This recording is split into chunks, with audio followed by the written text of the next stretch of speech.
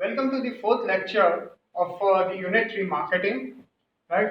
In the last lecture, we discussed about the four P's of marketing. Right. At the very end of the lecture, we started discussing about the four P's of marketing. We just did a very small introduction about what those four P's are. Right. Now, moving on, what we are going to do is that we are going to discuss each and every P of the marketing mix in detail. Right. So in this lecture, we are going to discuss about the product, which is the first element of the marketing mix. Right. Now, product is basically a very important part of your marketing mix. Right. When we talk about product, we not only talk about the tangible product, we also talk about service as well. Right. So those business which are providing service, तो उनके लिए भी product ही उसमें आएगा, चाहे वो जो भी सर्विस प्रोवाइड करें. फॉर एग्जांपल अगर मैं स्कूल की बात करूं तो स्कूल के लिए प्रोडक्ट क्या है, जो सर्विस वो प्रोवाइड कर रहे हैं एजुकेशन की. राइट. तो प्रोडक्ट की क्या इंपॉर्टेंस है मार्केटिंग मिक्स के अंदर. तो भाई प्रोडक्ट ही अगर नहीं होगा तो फिर आप बेच क्या रहे हो, आप ये पूरी मार्केटिंग मिक्स किसके लिए बना रहे हो. राइट. तो प्रोडक्ट जो है वो सबसे जो है इंपॉर्टेंट एलिमेंट है मार्केटिंग मिक्स का. राइट. अब प्रोडक्ट में क्या चीज है, मतलब हमें क्या समझने की जरूरत है प्रोडक्ट के अंदर. तो प्रोडक्ट के अंदर सबसे पहली चीज हमें ये समझने की जरूरत है कि भाई मेरी प्रोडक्ट किस मार्केट के लिए है. राइट. किस मार्केट के लिए का मतलब क्या है कि क्या मेरी प्रोडक्ट कंज्यूमर है, कंज्यूमर प्रोडक्ट या कंज्यूमर सर्विस है. कंज्यूमर प्रोडक्ट या कंज्यूमर सर्विस का क्या मतलब है. इसका मतलब ये है कि भाई मैं जो अपनी प्रोडक्ट या सर्विस दे रहा हूं वो मैं डायरेक्ट कंज्यूमर जो फाइनल यूजर है उसको दे रहा हूं मैं. ठीक है. तो फॉर एग्जाम्पल अगर जो है मैं जो एजुकेशन है, फॉर एग्जाम्पल आप लोग को जो एजुकेशन मिल रही है, this is a consumer service. ठीक है ना, because you are the final consumer.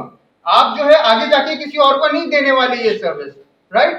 But if one of you comes to me and tells me कि सर मुझे जो है आप बिजनेस स्टडीज पढ़ा है ताकि मैं कल दूसरे स्कूल में पढ़ा सकूं या दूसरी जगह पे पढ़ा सकूं, तो ये फिर मैं प्रोड्यूसर सर्विस दे रहा हूं. राइट. मैं जो एक दूसरे बिजनेस को या दूसरे जो आप एक फॉर एग्जाम्पल बिजनेस ही समझ लो कि आपको मैं ये सर्विस दे रहा हूं, आप जो है ये आगे जाके किसी और को सर्विस दे रहे हैं, तो फिर ये बन जाता है प्रोड्यूसर सर्विस. राइट. तो कंज्यूमर प्रोडक्ट और कंज्यूमर सर्विस क्या होता है कि जो फाइनल यूजर है उनको जो है वो सर्विस प्रोवाइड की जा रही है. राइट. तो पहले तो ये समझना जरूरी है कि भाई क्या मेरी प्रोडक्ट कंज्यूमर के लिए है या प्रोड्यूसर के लिए. अब प्रोड्यूसर के लिए जैसे मैंने आपको ऑलरेडी समझाया, थोड़ा सा और इसको एक्सप्लेन मैं आपको करता हूं कि जैसे फॉर एग्जांपल मैं जो है टायर मैन्युफैक्चरर हूं. राइट. तो मैं टायर मैन्युफैक्चरर जो है, अगर मैं टोयोटा को अपने टायर सेल करता हूं तो Toyota is my producer market. Right. क्योंकि वो टोयोटा जो है मेरे टायर्स को अपने प्रोडक्ट में यूज करेगा, फिर जो है वो आगे जाके बेचेगा. मेरी प्रोडक्ट टोयोटा अपने लिए यूज नहीं कर रहा है. राइट. वो जो है अपने प्रोडक्ट में उस प्रोडक्ट जो मैं उसको प्रोडक्ट टायर सेल कर रहा हूँ उसमें यूज करेगा. Right. So Toyota becomes a producer market for a tyre manufacturer. Right. इसीलिए इसमें जो है ये फिर क्यों ये डिफाइन करना जरूरी है शुरू के अंदर कि भाई क्या मेरी प्रोडक्ट प्रोड्यूसर मार्केट है कि कंज्यूमर मार्केट है. इसकी वजह ये है कि अगर आपकी ये मार्केट कंज्यूमर की है तो फिर आपकी जो पूरी जो मार्केटिंग मिक्स है, जो बाकी एलिमेंट्स है आपके मार्केटिंग के, प्राइस, प्रमोशन, प्लेस, वो सब चीजें जो है उसके हिसाब से बनेगी. बट अगर आपकी मार्केट जो है वो प्रोड्यूसर मार्केट है तो फिर आपकी जितनी भी प्राइस, प्रमोशन, प्लेस है वो बिल्कुल डिफरेंट हो जाएगी अगर कंज्यूमर की बात आ गई तो. राइट. तो this is very important to understand over here. तो शुरू में ही है कि हमें एक्सप्लेन डिफरेंशिएट हमें खुद करना है कि भाई मेरी प्रोडक्ट जो है वो किस मार्केट के लिए. राइट. फिर इसमें हम बात करते हैं न्यू प्रोडक्ट डेवलपमेंट की. न्यू प्रोडक्ट डेवलपमेंट क्या है. देखिए बहुत सारी कंपनी जो ऐसे नहीं करती कि अपनी एक प्रोडक्ट बनाई फिर वो बैठ गए. राइट. डिपेंड्स कि आप किस मार्केट के अंदर हो. अब टेक्नोलॉजी की मार्केट की अगर हम बात करें तो टेक्नोलॉजी की मार्केट ऐसी है जो बहुत रैपिडली चेंज होती है. तो इस तरह की जो रैपिडली चेंजिंग मार्केट है उसके लिए जो है नई नई प्रोडक्ट बनाना वो जरूरी है. ठीक है ना. उस बिजनेस को जो बार बार कोई ना कोई प्रोडक्ट नहीं बनानी पड़ेगी. राइट. बिकॉज कि उसकी जो पुरानी प्रोडक्ट है वो ऑब्सोलीट हो रही है, वो जो है उसकी 10, 15, 20 साल नहीं चल सकती प्रोडक्ट. राइट. तो इसीलिए बहुत सारी कंपनीज नई नई प्रोडक्ट्स बनाती रहती है. तो न्यू प्रोडक्ट डेवलपमेंट भी जो है एक प्रोडक्ट का ही पार्ट है. अच्छा, बहुत सारी कंपनीज ऐसा भी करती है कि अपने प्रोडक्ट में नई प्रोडक्ट बिल्कुल नहीं बनाती, वो अपनी एग्जिस्टिंग प्रोडक्ट में कुछ चेंजेस कर लेती है ताकि जो है वो उसको अपग्रेड कर सके अपने प्रोडक्ट को, राइट। तो this is little bit about product. अब हम आते हैं डिफरेंशिएशन पे और यूएसपी पे। डिफरेंशिएशन और यूएसपी ऑलमोस्ट सिमिलर है। डिफरेंशिएशन का मतलब क्या है, ठीक है, कि मेरी प्रोडक्ट कंपेटिटर्स के मुकाबले में किस तरह से डिफरेंट है, क्या चीज ऐसी है मेरे प्रोडक्ट के अंदर जो मेरे बाकी ब्रांड्स या बाकी कंपेटिटर्स से अलग करती है उसको, ठीक है ना। तो ये डिफरेंशिएशन, ये यूएसपी जो है, ये भी हम प्रोडक्ट के उसमें डाल दें, क्योंकि उस प्रोडक्ट के अंदर वो फीचर होना चाहिए। तो when I am making a marketing mix about my product, तो उसमें मुझे जो है ये आइडेंटिफाई करना पड़ेगा और मुझे उसमें जो है ये लिखना पड़ेगा कि भाई मेरे प्रोडक्ट में ऐसी क्या चीज होगी जो अलग करेगी। if I'm going to sell, if I'm going to produce the same thing which is available in the market, so why are people going to buy my product, right? तो इट इज वेरी इंपॉर्टेंट कि मैं इस चीज को समझूं कि भाई मेरे product में कुछ ना कुछ डिफरेंस तो होना चाहिए, राइट। तो इसीलिए डिफरेंशिएशन और जो यूएसपी, यूनिक सेलिंग पॉइंट है, वो बहुत इंपॉर्टेंट हिस्सा है प्रोडक्ट का। क्यों, क्या फायदे हैं इसके? तो भाई फायदा ये है कि अगर मेरे प्रोडक्ट में जो है एक यूएसपी है, तो मैं जो है अपनी प्रमोशन बहुत इफेक्टिव कर सकता हूँ। इफेक्टिव प्रमोशन कैसे होगी कि भाई मैं अपनी जितनी भी प्रमोशन करूंगा उसके अंदर जो है मैं बार बार उस यूएसपी को हाईलाइट करता रहूंगा कि भाई देखो ये मेरे प्रोडक्ट में ये खासियत है, ये खासियत है। मैं मुझे हर चीज बताने की जरूरत नहीं है मेरे प्रोडक्ट के बारे में, मुझे सिर्फ वो एक पर्टिकुलर फीचर बताना है कि भाई ये इसकी खासियत है जो किसी और में नहीं है। तो मेरी प्रमोशन बहुत इफेक्ट, मेरा जो मैसेज है जो मैं देना चाहता हूँ कंज्यूमर्स को, बहुत इफेक्टिवली जाके कंज्यूमर्स के दिमाग पे लगेगा, राइट। तो ये एक फायदा है। सेकंड क्या कि क्योंकि मेरे प्रोडक्ट में ये खासियत है, वो ये फीचर है यूनिक, राइट, तो उसकी वजह से जो है मैं ज्यादा प्राइस भी चार्ज कर सकता हूँ, ठीक है ना। लोग मेरी प्रोडक्ट खरीदेंगे क्योंकि भाई ये चीज किसी और में अवेलेबल ही नहीं है, राइट। प्लस अगर ऐसी कोई चीज है मेरे प्रोडक्ट के बारे में, तो क्या होगा कि मीडिया की पब्लिसिटी भी मुझे मिल सकती है, और वो फ्री मीडिया पब्लिसिटी है, राइट। सारे न्यूज चैनल वाले आ जाएंगे मेरे पास, सर क्या प्रोडक्ट बनाई है आपने, प्लीज हमें बताएं आपके प्रोडक्ट के बारे में। तो न्यूज चैनल पे अगर मेरी प्रोडक्ट आ गई, दैट मीन्स कि ऑलमोस्ट पूरी कंट्री के अंदर मेरे प्रोडक्ट की प्रमोशन हो गई फ्री ऑफ कॉस्ट, राइट। तो अगर मेरे प्रोडक्ट में वो ऐसी कोई खासियत है जो एकदम से जो वायरल हो जाए, या जो एकदम से लोगों को लगे कि यार ये तो बहुत ही कोई अलग चीज लेके आ गया है, तो फिर मुझे वो फ्री मीडिया पब्लिसिटी भी मिल सकती है। और एट द एंड में क्या होगा कि मेरी सेल्स जो है कंपेयर टू अनडिफरेंशिएटेड प्रोडक्ट्स, वो प्रोडक्ट्स जिसमें कोई खासियत एज सच नहीं है या जो अलग चीज कुछ दूसरे प्रोडक्ट्स में नहीं है, तो उसके मुकाबले में मेरी प्रोडक्ट की जो है सेल्स बहुत ज्यादा होगी, राइट। तो ये सारे रीजंस हैं कि क्यों भाई डिफरेंशिएशन होना चाहिए, क्यों यूनिक सेलिंग पॉइंट होना चाहिए प्रोडक्ट में, right. So when I am working on the marketing mix, तो मैं जब मैं प्रोडक्ट के ऊपर वर्क कर रहा हूँ तो मुझे जो है पहले वो यूएसपी आइडेंटिफाई करनी है, यूएसपी डेवलप करनी है अपने प्रोडक्ट की, राइट। फिर हम आ जाते हैं प्रोडक्ट पोजिशनिंग। प्रोडक्ट पोजिशनिंग जो है एक कॉन्सेप्ट है, इसका मतलब यह है कि भाई प्रोडक्ट पोजिशनिंग का मतलब ये है कि कंज्यूमर्स के दिमाग में मेरा ब्रांड क्या स्टैंड आउट करता है, कि लोग मेरे ब्रांड को किस तरह अपने दिमाग में सोचते हैं। कि भाई फॉर एग्जांपल मेरे कपड़े खराब हो गए, तो मेरे अब मुझे ये इसका सोल्यूशन चाहिए, भाई मेरे कपड़े साफ हो जाए, दाग लग गया है, तो क्या होगा, तो मेरे दिमाग में सबसे पहली चीज आएगी सर्फ एक्सेल, राइट। क्यों, क्योंकि सर्फ एक्सेल दाग को साफ करेगा, राइट। इस तरह से तो ये प्रोडक्ट पोजिशनिंग है। मुझे जो है गर्मी है, मुझे बहुत ज्यादा प्यास लगी है, मुझे कुछ ठंडा चाहिए, तो मे बी पेप्सी और may be Coca Cola, right. कि तो वो ये प्रोडक्ट पोजिशनिंग है कि मुझे अगर कोई प्रॉब्लम है या मुझे किसी चीज की जरूरत है, तो मेरे दिमाग में वो ब्रांड, कौन सा ब्रांड मेरे दिमाग में बैठा हुआ है कि भाई कंज्यूमर्स के दिमाग में, राइट। तो ये प्रोडक्ट पोजिशनिंग है, राइट। तो ये भी जो है बिजनेस ने इस तरह से डेवलप करना है कि भाई मेरी प्रोडक्ट ऐसी हो कि जब लोगों को इस चीज की जरूरत पड़े तो उनका पहला नाम जो है मेरा ब्रांड आए उसके दिमाग में, राइट। ये प्रोडक्ट पोजिशनिंग है, फाइन। तो this was just a small concept which I wanted to explain. अब आ जाते हैं एक इंपॉर्टेंट कॉन्सेप्ट पे प्रोडक्ट में, जो है product life cycle. Product life cycle क्या है? प्रोडक्ट लाइफ साइकिल बेसिकली जो है वो बताता है कि भाई हर प्रोडक्ट की जो है ना एक लाइफ होती है। जैसे एक इंसान है, इंसान की एक लाइफ होती है, ठीक है। उस लाइफ के उसके डिफरेंट स्टेजेस होते हैं कि जब एक इंसान पैदा होता है तो छोटा बच्चा होता है, फिर थोड़ा बड़ा होता है, फिर स्कूल गोइंग एज, फिर कॉलेज गोइंग एज, फिर यूनिवर्सिटी, फिर जॉब, फिर पोस्ट रिटायरमेंट। तो ये सारे एक इंसान के जिंदगी के स्टेजेस हैं। उसी तरह जो है प्रोडक्ट के भी जो है स्टेजेस होते हैं, जिसको हम प्रोडक्ट लाइफ साइकिल कहते हैं।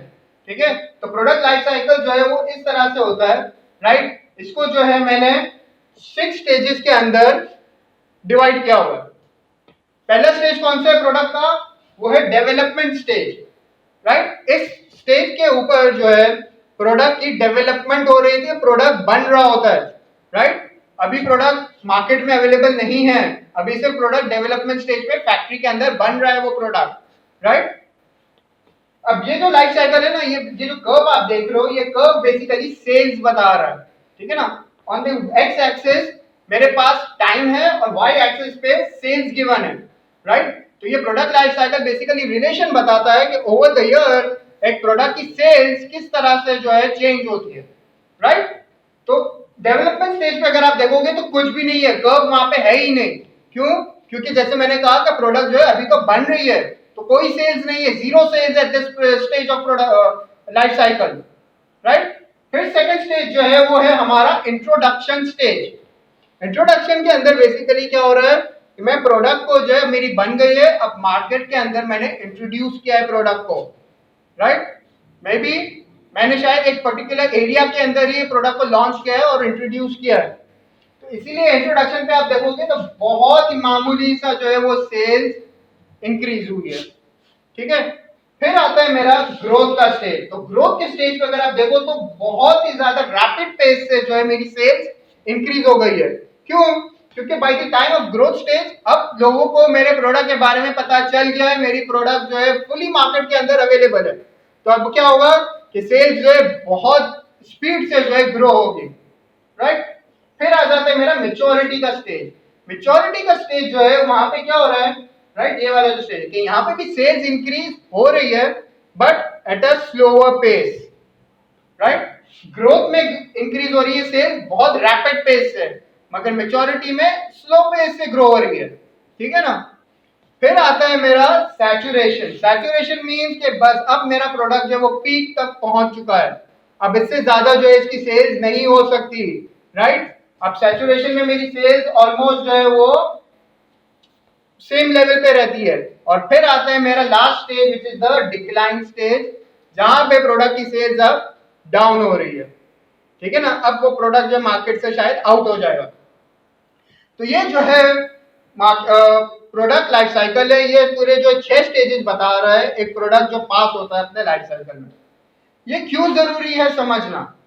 देखो सबसे पहली बात ये है कि ये लाइफ साइकिल समझना जरूरी है क्योंकि हर स्टेज पे जो है ना मेरा जो पूरा मार्केटिंग मिक्स है, प्रोडक्ट, प्राइस, प्रमोशन, प्लेस, उसकी जो स्ट्रैटेजीज है वो डिफरेंट होगी, ठीक है। कि फॉर एग्जांपल अगर डेवलपमेंट स्टेज है तो डेवलपमेंट स्टेज पे तो आप समझो मेरी अभी कोई मार्केटिंग मिक्स, कोई मेरा प्राइस प्रमोशन कुछ भी नहीं हो रहा, क्योंकि अभी तो प्रोडक्ट बन रहा है, राइट। फिर आता है मेरा इंट्रोडक्शन स्टेज। तो इंट्रोडक्शन स्टेज पे क्या होगा? इंट्रोडक्शन स्टेज पे जो मेरा बेसिक जो मैंने प्रोडक्ट सोचा हुआ था वो प्रोडक्ट है, राइट। ये प्रोडक्ट का एलिमेंट होगा। प्राइस में क्या होगा? प्राइस जो है अगर सपोज एक नई डेवलपमेंट है, इस तरह की कोई प्रोडक्ट मार्केट में नहीं है, तो फिर मैं हायर बहुत ज्यादा हाई प्राइस रखूंगा, ठीक है, क्योंकि मार्केट में कोई जैसा प्रोडक्ट है ही नहीं, ठीक है। और मुझे क्योंकि मैंने जो इतना खर्चा किया है इसके रिसर्च एंड डेवलपमेंट पे, तो वो खर्चा भी मुझे रिकवर करना है, इसलिए मैंने बहुत ज्यादा हाई प्राइस रखी है। बट ये कब हो सकता है? जब मेरी प्रोडक्ट नहीं हो, राइट। अगर मेरे प्रोडक्ट, अगर उस जैसी प्रोडक्ट ऑलरेडी मार्केट में अवेलेबल है, तो फिर तो मुझे जो है मार्केट पेनिट्रेशन स्ट्रेटेजी यूज करनी पड़ेगी प्राइस में, जिसमें बेसिकली क्या होता है कि मैं कंपेटिटर से कम प्राइस रखता हूं ताकि मैं मार्केट में एंटर हो सकूं, ताकि लोग मुझे जाने, राइट। ये प्राइस का। उसी तरह फिर प्रमोशन में क्या होगा इंट्रोडक्शन स्टेज पे कि भाई प्रमोशन जो है मेरी इंफॉर्मेटिव काइंड ऑफ एडवर्टाइजमेंट होगी, मुझे लोगों को बताना पड़ेगा प्रोडक्ट के बारे में कि भाई देखो ये प्रोडक्ट है, इसके अंदर ये खासियत है। आईफोन जब आया था फर्स्ट टाइम, ठीक है, जब नया लॉन्च हुआ था, तो उसने जो इंफॉर्मेटिव एडवर्टाइजमेंट की थी, because no one knew what could be done on a smartphone. Smartphone का कॉन्सेप्ट ही नहीं था शायद तब तक, ठीक है। टच फोन थे, मगर आईफोन जो है मल्टी टच टेक्नोलॉजी लेके आया था अपने आईफोन्स के अंदर, so that could perform a lot of functions which you other touch phones could not perform it. Right. तो आईफोन को पहले ये चीजें सारी बतानी थी लोगों को कि भाई देखो इस फोन में ये सारे फीचर्स हैं, ये प्रोडक्ट्स है, राइट। तो इन्फॉर्मेटिव एडवर्टाइजमेंट थी। और डिस्ट्रीब्यूशन जो प्लेस है हमारा, फोर्थ पी ऑफ मार्केटिंग, तो प्लेस में क्या है कि भाई ये जो है मैं अभी बहुत लिमिटेड आउटलेट्स पे मेरा ये अवेलेबल होगा, राइट। क्योंकि नई प्रोडक्ट है, मुझे नहीं पता कितने लोग लेंगे, राइट। और शायद मैं जो चाहता हूँ कि बड़ा एक्सक्लूसिव, स्पेशली अगर एक्सक्लूसिव किस्म की प्रोडक्ट है तो मैं चाहता हूँ हर जगह पे अवेलेबल ना हो, सिर्फ खास खास जगहों पे, may be luxurious shopping malls and इस तरह की, सिर्फ उन्हीं एरियाज में मैं चाहता हूँ वहां पे ही मेरी प्रोडक्ट मिले, ठीक है ना। सो दिस, ये एक इंट्रोडक्शन स्टेज का जो मैंने आपको बता दिया किस तरह 4 पीस होते हैं। फिर हम आ जाते हैं ग्रोथ स्टेज पे। ग्रोथ स्टेज पे जहाँ पे लोगों को अब पता चल गया है प्रोडक्ट के बारे में, ठीक है ना। तो इसमें भी मैं शायद प्रोडक्ट में कोई ऐसा चेंजेस नहीं करूंगा, प्रोडक्ट का एलिमेंट शायद वही रहेगा। प्राइस में जो है मैं शायद अब देखूंगा कि मार्केट की कंडीशन क्या है, राइट। अगर लोग मेरी प्रोडक्ट ले रहे हैं, उनको मेरी पसंद है ये प्रोडक्ट, स्पेशली अगर नई प्रोडक्ट है, तो मैं प्राइस वही रखूंगा आपकी अपनी। बट अगर मैं देख रहा हूँ कि लोग नहीं ले रहे हैं मेरी प्रोडक्ट, उनको महंगी लग रही है फॉर एग्जाम्पल, तो मैं फिर प्राइस अपनी थोड़ी कम कर दूंगा, राइट। प्रमोशन की अगर बात करें तो अब जो है लोगों को पता चल गया है मेरे प्रोडक्ट के बारे में, तो इंफॉर्मेटिव एडवर्टाइजमेंट नहीं होगी मगर परसुएसिव एडवर्टाइजमेंट होगी। अब जो है लोगों को पता चल गया है कि हाँ भाई ये प्रोडक्ट अवेलेबल है, अब मुझे लोगों को जो है वो इंटाइज करना है कि भाई आओ आओ और मेरी प्रोडक्ट लो आके, ठीक है। और प्लेस जो है, अब डिस्ट्रीब्यूशन क्या होगा, अब मैं थोड़े ज्यादा आउटलेट्स पे अपनी प्रोडक्ट को अवेलेबल करूंगा, क्योंकि अब जो है मैं चाहता हूँ अब ज्यादा लोग खरीदे इसको, राइट। तो ज्यादा जगहों पे जो है ये अवेलेबल होगा। फिर हम आ जाते हैं हमारा मेच्योरिटी और सैचुरेशन, राइट। एक स्टेज कर देते हैं उसको। मेच्योरिटी सैचुरेशन के टाइम में जो है अब मुझे जो है देखना है कि अब मैं प्रोडक्ट में क्या इंप्रूवमेंट्स ला सकता हूँ, because I just can't sit like this. मुझे अगर अपने प्रोडक्ट को जो है और सेल्स बढ़ानी है तो मुझे कोई ना कोई इंप्रूवमेंट्स लानी पड़ेगी। तो I need to work on the improvements of the product, right. Price के अंदर चेंज हो जाएगा क्योंकि अब मोस्ट लाइकली जो है कंपेटिटर्स इस मार्केट में आ जाएंगे, वो मेरी प्रोडक्ट को शायद कॉपी कर लेंगे, राइट। तो फिर जो है मुझे अब अपनी प्राइस जो है थोड़ी डाउन करनी पड़ेगी। एडवर्टाइजमेंट जो है अगेन थोड़ी एग्रेसिव करनी पड़ेगी, राइट। क्योंकि अब जो है कंपेटिटर्स भी आ गए हैं, तो कंपेटिटर्स अपनी एडवर्टाइजमेंट भी करेंगे, तो अब उनके रिटेलिएशन में मुझे भी अब उस हिसाब से ही एडवर्टाइजमेंट करनी पड़ेगी। और प्लेस के अंदर एज आई टोल्ड यू अब और मजीद जो है जगहों पे मुझे अपनी प्रोडक्ट को अवेलेबल करना पड़ेगा, राइट। और फिर हम आ जाते हैं डिक्लाइन में। अब डिक्लाइन में क्या हो रहा है कि डिक्लाइन में जो अब सेल्स डाउन हो रही है, राइट। सो नाउ मेरी प्रोडक्ट जो है अब by this time I should have been able to make a new product जो इस प्रोडक्ट को रिप्लेस कर दे, ठीक है ना। फिर प्राइसिंग में क्या होगा कि ये प्राइसिंग जो है अब मेरी बिल्कुल कम हो जाएगी, क्योंकि मेरा जो बहुत अगर स्टॉक बचा हुआ है तो मुझे वो स्टॉक को फारिग करना है, बेचना है, खत्म करना है स्टॉक को, राइट। और प्रमोशन जो है मेरी प्रमोशन काफी कम हो जाएगी, क्योंकि अब इतने मेरे प्रोडक्ट सही नहीं मुझे अब सेल करने के लिए, तो प्रमोशन भी मेरी काफी कम हो जाएगी, राइट। अब मैं जो है कम जगहों पे जो है अपनी प्रोडक्ट को अवेलेबल करूंगा, राइट। तो ये थे मेरे पूरा प्रोडक्ट का लाइफ साइकिल, और उस हिसाब से मेरी 4 पीस की क्या स्ट्रैटेजी होगी each life stage of the life cycle, right? So I hope this was clear to you. Now let's talk about the benefits of product life cycle, कि ये product life cycle क्यों बनाते हैं, क्या फायदा है इसका।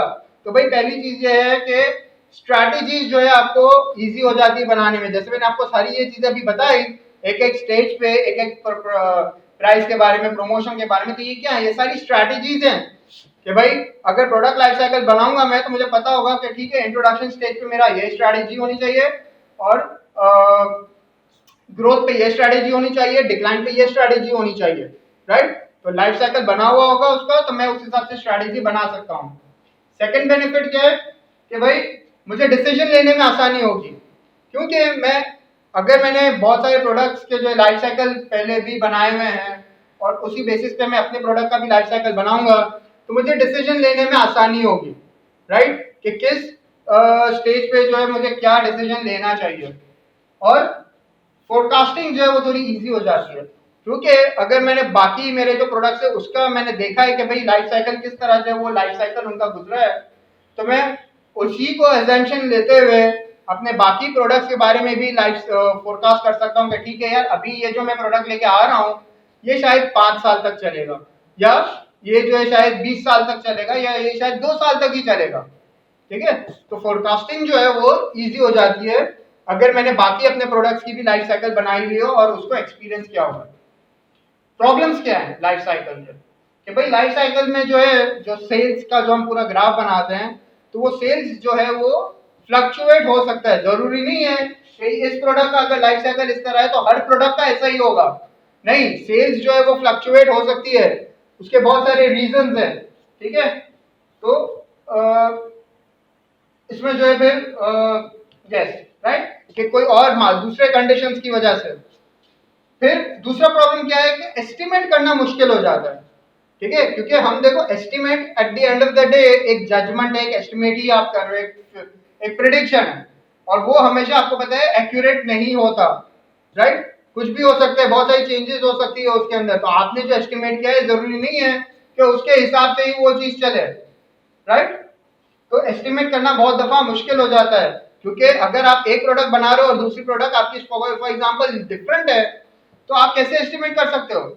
राइट, क्योंकि हर प्रोडक्ट की लाइफ डिफरेंट है। एक टेक्नोलॉजी रिलेटेड प्रोडक्ट है तो उसकी लाइफ बहुत कम है, बट कोई और प्रोडक्ट है जैसे फॉर एग्जांपल सोप, टूथपेस्ट, तो इसकी लाइफ साइकिल बहुत बड़ी है।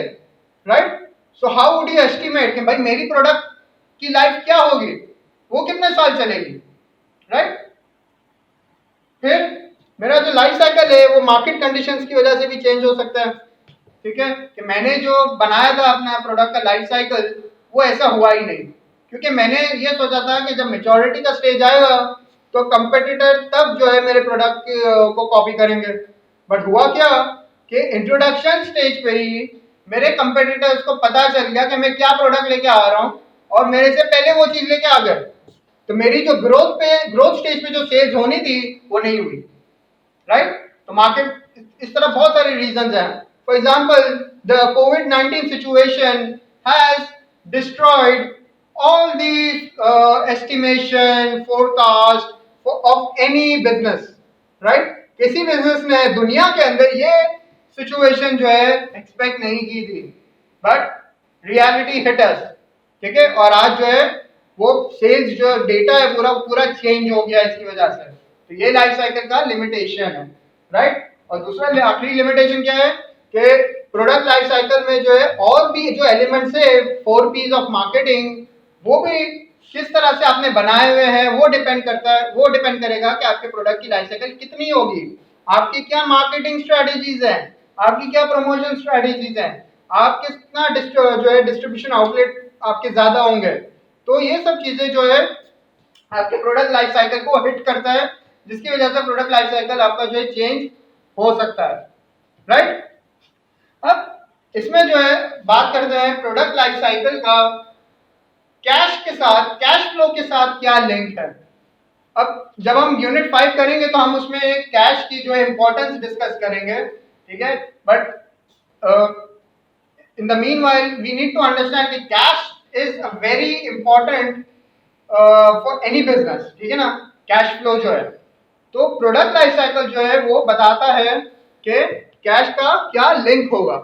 राइट, प्रोडक्ट लाइफ साइकिल के साथ। तो यहाँ पे हम देखते हैं, मैंने सारे बताए गए हैं कि at what stage of the life cycle मेरा कैश फ्लो किस तरह से होगा।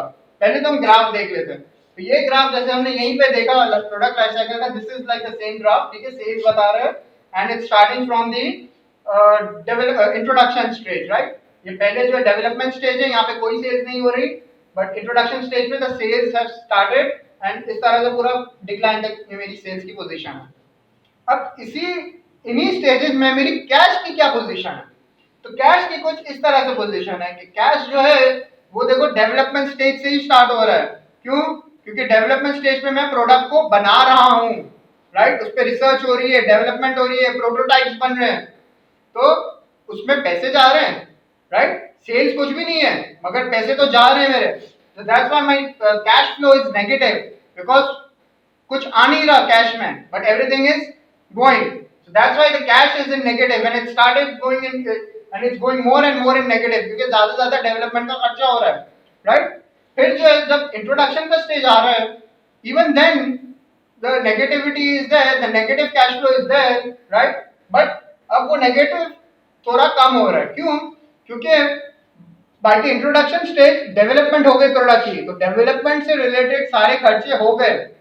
ठीक है ना, मगर अब हो क्या रहा है, क्योंकि इंट्रोडक्शन है, लोगों को पता नहीं है प्रोडक्ट के बारे में, तो बहुत हैवी एडवर्टाइजमेंट करनी पड़ रही है, राइट। बहुत हर जगह टीवी पे, बिलबोर्ड, ये सोशल मीडिया, हर जगह मुझे जो है बताना है लोगों को कि भाई ये प्रोडक्ट जो है अवेलेबल है। तो बहुत ज्यादा प्रमोशन होगी, तो प्रमोशन के लिए भी तो पैसे चाहिए, so that's why it's still in negative, right? Then when the growth stage is coming, तो फिर मेरी सेल्स अब इंक्रीज हो रही है, राइट। तो अब जो सेल्स इंक्रीज हो रही है, तो फिर जो कैश बिजनेस के अंदर आना शुरू हुआ है, right. And that's how you know the cash flow, if you see, तो मेच्योरिटी स्टेज पे जाके may be somewhere around growth और मेच्योरिटी के वहां पे जो है कैश फ्लो मेरा पॉजिटिव होता जा रहा है, राइट। और फिर पॉजिटिव होता जाता है, फिर जब तक डिक्लाइन का स्टेज नहीं आता। जब डिक्लाइन का स्टेज आता है तो फिर है तो पॉजिटिव, बट अब वो कम पॉजिटिव हो रहा है, right. So this is the link between your product life cycle and your cash flow, right?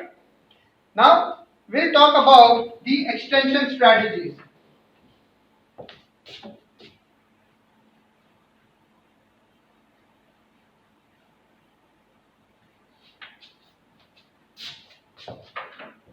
Yes.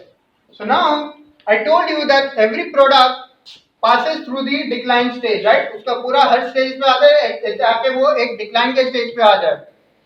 अब होता क्या है कि बहुत सारी कंपनीज, क्योंकि उन्होंने इतनी मेहनत की है प्रोडक्ट के पीछे, इतना रिसर्च डेवलपमेंट हर चीज पैसे लगाए हैं, सब चीजें की हैं, तो वो नहीं चाहते कि मेरी प्रोडक्ट जो है डिक्लाइन पे चली जाए। वो फिर उसके लिए कुछ एक्सटेंशन स्ट्रैटेजीज करते हैं। वो क्या होता है कि जब मेरा प्रोडक्ट डिक्लाइन की तरफ आ रहा है, तो वो कोई दूसरी स्ट्रैटेजी अपनाते हैं। तो उससे होता क्या है कि मेरी प्रोडक्ट की जो लाइफ साइकिल है वो एक्सटेंड हो रही है, राइट। फिर और मजीद एक्सटेंशन स्ट्रैटेजीज, और जो है मेरा सेल्स जो है वो इंक्रीज हो रही है, राइट। तो इसको हम कहते हैं एक्सटेंशन स्ट्रैटेजीज, कि बिजनेस कुछ ऐसी स्ट्रैटेजीज करती है जिसकी वजह से उस प्रोडक्ट की लाइफ जो है और मजीद बढ़ जाती है। तो वो कुछ तरह की स्ट्रैटेजीज है। कौन सी स्ट्रैटेजीज है वो?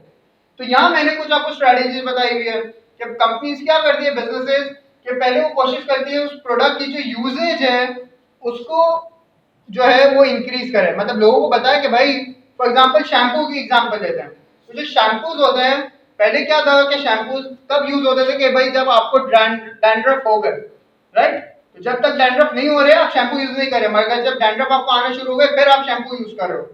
तो फिर कंपनीज ने रियलाइज क्या किया, ऐसे तो मजा नहीं आ रहा, तो उन्होंने कहा इसकी यूजेज बढ़ा दी। तो उन्होंने क्या कहा कि भाई आप डैंड्रफ का वेट नहीं करो आने का, उससे पहले ही आप शैम्पू यूज करना शुरू कर दो, राइट।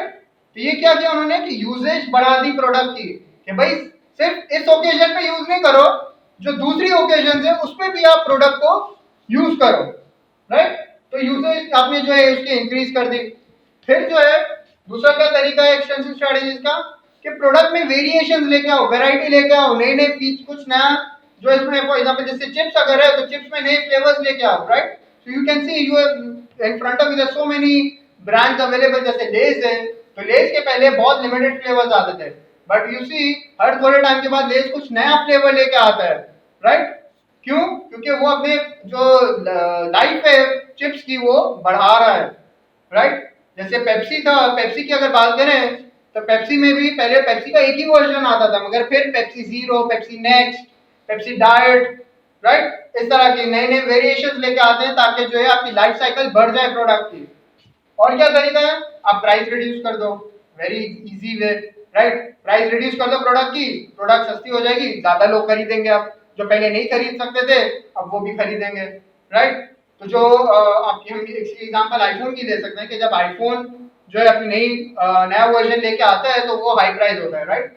बट जब वो साल एंड होने लगता है और वो नई प्रोडक्ट लेके आता है, अपना नया वर्जन लेके आता है, जो पुराना उसका जो वर्जन होता है उसकी प्राइस वो कम कर देता है, राइट। तो वो उस वाले वर्जन की भी जो है मॉडल जो प्रोडक्ट की लाइफ साइकिल उसको वो थोड़ी बढ़ा देता है बाय रिड्यूसिंग द प्राइस, ठीक है। और क्या तरीके हैं, प्रमोशनल ऑफर्स लेके आओ, किस तरह by one get one free, ये लोगे ये फ्री मिल जाएगा, 20% डिस्काउंट, 30% डिस्काउंट, राइट। इस तरह के आप प्रमोशनल ऑफर्स लेके आओ तो आपकी लाइफ साइकिल जो है प्रोडक्ट की इंक्रीज हो जाएगी। और प्रोडक्ट का इमेज चेंज कर दो। इसका क्या मतलब, इसकी जो है best example I feel is blackberry, right. Most of you must have heard about blackberry phones, right? तो ब्लैकबेरी के जो है जो फोन्स थे वो उसका जो इमेज था that was for the corporate users, वो लोग जो कॉर्पोरेट सीईओ डायरेक्टर्स इस तरह के जो लोग हैं, बिजनेस पीपल, वो ब्लैकबेरी यूज करते थे, राइट? फिर ब्लैकबेरी ने रियलाइज किया कि यार अब जो है हमारा प्रोडक्ट डिक्लाइन की तरफ जा रहा है. So then BlackBerry changed its image and then it made an advertisement जहाँ पे वो बता रहा है कि जो यंग लोग हैं वो लोग भी जो है BlackBerry यूज कर रहे हैं, they are enjoying it, right? एक म्यूजिकल वीडियो थी उसके अंदर वो यंग लोग जो है वो BlackBerry को यूज कर रहे हैं, ठीक है? तो ये BlackBerry ने अपने इमेज चेंज करने की जो है वो कोशिश की कि भाई it's not only for the corporate users, it is also for the young people, right? And this really was a success. और जो यूथ की जो मार्केट थी उसको जो है ब्लैकबेरी मैंने बहुत खरीदा, राइट? यूथ ने जो है तो काफी ब्लैकबेरी के प्रोडक्ट्स को खरीदा एंड उसकी काफी जो उसकी लाइफ साइकिल बढ़ गई ब्लैकबेरी की, right? So these are some of your extension strategies. Now we'll talk about the last concept of product, ठीक है? प्रोडक्ट के एलिमेंट में जो है which is your product portfolio. Product portfolio क्या है? Product portfolio basically mean, portfolio basically क्या होता है कि जब आपके पास मल्टीपल चीजें हो, राइट? तो प्रोडक्ट पोर्टफोलियो का मतलब कि जब एक बिजनेस के पास बहुत सारे प्रोडक्ट्स हो, ठीक है? तो प्रोडक्ट पोर्टफोलियो अगर आप यहाँ पे देखो तो यहाँ पे मैंने क्या बताया हुआ है कि भाई फॉर एग्जांपल प्रोडक्ट ए है, प्रोडक्ट ए उसकी लाइफ साइकिल है, राइट? तो जब product A for example growth की स्टेज पे है तो उसी टाइम पे प्रोडक्ट बी जो है वो इंट्रोडक्शन स्टेज पे है, राइट? और जब प्रोडक्ट बी डिक्लाइन पे आ जाता है तो प्रोडक्ट ए जब डिक्लाइन पे आ जाता है तो प्रोडक्ट बी जो है उस टाइम पे सैचुरेशन पे है और प्रोडक्ट सी जो है उस टाइम पे ग्रोथ स्टेज पे है, राइट? सो इसका मतलब क्या है, ये जो है बिजनेस के जो है मल्टीपल प्रोडक्ट्स हैं, ठीक है? और वो उतना पूरा है उनका ये प्रोडक्ट पोर्टफोलियो है. तो मेरे ख्याल से ये जो आपने देखा तो इससे आपको एक चीज समझ आ गई होगी कि प्रोडक्ट पोर्टफोलियो का फायदा क्या है. इसका सबसे बड़ा फायदा यही है कि भाई आपकी अगर एक प्रोडक्ट जो है वो डिक्लाइन स्टेज पे आ गई है, right? So you can't wait कि प्रोडक्ट पहले मार्केट से खत्म हो जाए फिर जो है मैं नई प्रोडक्ट बनाऊं और फिर उसको मैं इंट्रोड्यूस करूं, राइट? फिर जो है वो दूसरी प्रोडक्ट जब डिक्लाइन पे जाए फिर जाके मैं तीसरी प्रोडक्ट बनाऊं. तो इसमें जो है आप बहुत ज्यादा टाइम आपका जो है वेस्ट हो रहा है, बहुत एक गैप आ जाएगा कि एक प्रोडक्ट खत्म हुई आपकी और बाय द टाइम जो दूसरी प्रोडक्ट मार्केट में आई तो ये जो गैप है ये बहुत बड़ा गैप आ जाएगा and people might forget about you, right? तो प्रोडक्ट एक बिजनेस अच्छा सक्सेसफुल बिजनेस क्या है, जो एक बैलेंस प्रोडक्ट पोर्टफोलियो मैनेज करे, राइट? बैलेंस किस तरह से कि भाई जैसे ही मेरी product for example growth stage पे पहुंच रही है तो इस टाइम पे मेरे पास पैसा आ रहा है, राइट? ग्रोथ स्टेज पे जैसे हमने देखा था यहाँ पे कि ग्रोथ स्टेज पे पैसा बिजनेस के पास पॉजिटिव आ रहा है, तो वो पैसा जो है आप दूसरे प्रोडक्ट की डेवलपमेंट पे लगा दो, right? Don't just start enjoying क्या भाई चलो पैसा आ रहा है चलो लेट्स बहुत अच्छी बात है मजे करते हैं. नहीं, if you are smart businessman, what you will do is you will use that money that you are getting and you will invest in another product, right? So that by the time जो आपकी पहली product है वो decline पे आए तो आपकी वो दूसरी प्रोडक्ट मार्केट के अंदर आ चुकी हो तो फिर आपको कोई प्रॉब्लम फेस ना हो, राइट? इस तरह से जो है पूरा बैलेंस प्रोडक्ट पोर्टफोलियो मेंटेन करना चाहिए बिजनेसेस को और वो करती हैं, राइट? तो क्या फायदा है, राइट? कि एक बिजनेस है उसके बहुत सारे प्रोडक्ट्स हैं तो क्या फायदा है उससे? तो भाई सबसे पहला फायदा क्या है कि वो जो है एक बहुत वाइड रेंज ऑफ कस्टमर्स को टारगेट कर सकते हैं, ठीक है? जैसे फॉर एग्जांपल मैं आपको देता हूं, जैसे टोयोटा कंपनी है, राइट? तो Toyota is a brand that is for you can say lower middle class to higher middle class, right? Toyota जो है उस क्लास के लोग खरीदते और टोयोटा ने अपने आप को इमेज भी इसी तरह पोर्ट्रेट किया हुआ है. तो टोयोटा ने सोचा कि यार क्यों मैं हायर जो थोड़े लग्जरियस जो है जो हायर इनकम वाले लोग हैं हायर मिडिल क्लास से भी ऊपर वाले क्यों ना मैं उनको टारगेट करूं. तो उसके लिए टोयोटा ने अपना दूसरा ब्रांड लॉन्च किया by the name of Lexus, right? तो ये लेक्सस जो ब्रांड है उन्होंने इसलिए किया ताकि जो है वो हायर क्लास को जो है वो टारगेट कर सके, राइट? पाकिस्तान के अंदर जो इंडस मोटर्स है, जो टोयोटा के कार्स बनाती है, तो पाकिस्तान के अंदर जो टोयोटा की कार्स है वो आपको पता है हाई मिडिल क्लास और इस तरह के लोग ही लेते हैं। तो उन्होंने सोचा कि जो लोअर क्लास है उनके लिए क्या, तो उसके लिए जो है उन्होंने वो डायहात्सू कोरे बनाई, राइट। तो ये बेसिकली क्या है कि अगर आप मल्टीपल प्रोडक्ट्स रखोगे, मल्टीपल ब्रांड्स रखोगे, तो आप हर किस्म के जो कस्टमर्स है उसको टारगेट कर सकते हो, राइट। सेकंड, आपका रिस्क जो है वो स्प्रेड हो जाता है। क्यों? क्योंकि फॉर एग्जाम्पल अगर आपके पास मल्टीपल प्रोडक्ट्स हैं और एक प्रोडक्ट नहीं चलती किसी भी वजह से, तो भाई दूसरी प्रोडक्ट है उसको कवर करने के लिए, right. But if you rely on one product only, आपकी एक ही प्रोडक्ट है और किसी भी वजह से वो नहीं चली, पब्लिक को पसंद नहीं आया, तो फिर जो है लोग आपकी प्रोडक्ट नहीं खरीदेंगे, राइट। तो फिर आपका बिजनेस लॉस में चला गया, बिल्कुल शायद बिजनेस बंद हो सकता है। तो जब आपके मल्टीपल प्रोडक्ट्स होंगे तो आपका रिस्क स्प्रेड हो जाएगा। और थर्ड बेनिफिट क्या है कि आपका जो ब्रांड इमेज है वो बहुत अच्छा हो जाएगा, specially if you have multiple products, right. People लोग सोचेंगे अरे यार क्या जबरदस्त ब्रांड है या जबरदस्त कंपनी है, इसके तो इतने सारे ब्रांड्स है, मतलब this might be a very good company, a very good brand, right, क्योंकि इसके इतने सारे प्रोडक्ट्स हैं, ठीक है ना। तो उसका एक अच्छा ब्रांड इमेज बनता है कंपनी का। प्रॉब्लम क्या है? अब एडवांटेजेस तो हमने डिस्कस कर लिया है। If you have any additional points you can think on your own as well, right. Let's discuss the disadvantages. अगर मेरा प्रोडक्ट पोर्टफोलियो ज्यादा है, बड़ा है, तो क्या उसके जो डिसएडवांटेजेस हैं? तो भाई पहला डिसएडवांटेज ये है कि you might not be specialising in one particular product, right. तो वो लोग फॉर एग्जाम्पल अगर आप जो जैसे अगर मैं यूनिलीवर की बात करूं, तो यूनिलीवर अलग अलग किस्म के प्रोडक्ट बनाता है, ठीक है ना।